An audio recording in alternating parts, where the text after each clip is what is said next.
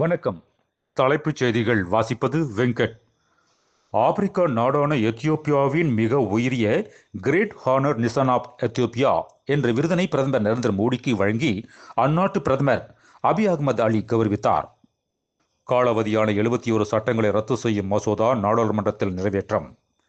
போரை முடிவுக்கு கொண்டுவர ரஷ்யாவிடம் அமைதி திட்டம் இன்னும் சில நாட்களில் சமர்ப்பிக்கப்படும் உக்ரைன் அதிபர் ஜெலன்ஸ்கி அறிவிப்பு.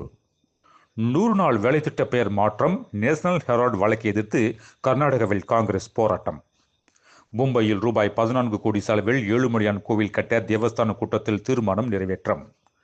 பெண்களும் அதிக அளவில் குடிக்கும் நிலையை உருவாக்கியதுதான் திமுக அரசின் சாதனை. பசுமை தாயகம் தலைவர் சௌமியா அன்புமணி குற்றச்சாட்டு. உதயநிதி ஸ்டாலின் ரசிகர் மன்ற முழு நேர தலைவராக அமைச்சர் அன்பில் மகேஷ் செயல்பட்டு வருவதால் பள்ளிக் கல்வித்துறை சீரழிந்து வருகிறது என தமிழக பாஜக செய்தி தொடர்பாளர் ANS பிரசாத் கடுமையாக விமர்சித்துள்ளார். திமுக ஆடிய ஆட்டத்திற்கு 3 மாதங்கள் கழித்து தேர்தலில் பதில் கிடைக்கும் ஜெயக்குமார் பேட்டி.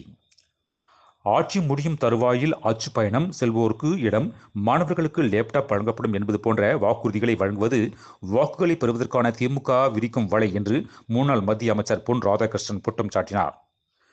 தமிழக வெற்றிக் கழக தலைவர் விஜயால் நல்ல நிர்வாகத்தை வழங்க முடியாது என்று அவரது முன்னாள் மேலாளரும் சமீபத்தில் திமுகவில் இணைந்தவருமான PT செல்வகுமார் தெரிவித்தார். U19 ஆசியா கோப்பை கிரிக்கெட் தொடரில் இரட்டை சதம் விளாசிய இந்தியாவின் அபிகியான் குண்டு சாதனை. வாக்காளர் பட்டியலில் உள்ள குறைகளை நீக்கவே வாக்காளர் பட்டியல் சிறப்பு திருத்த பணி நடைபெறுகிறது என்று மத்திய சுகாதாரத்துறை அமைச்சர் JP நட்டா தெரிவித்தார். மேலும் விரிவான செய்திகளுக்கு அரசியல் ராஜ்யம் மின் இதழை படியுங்கள். நன்றி, வணக்கம்.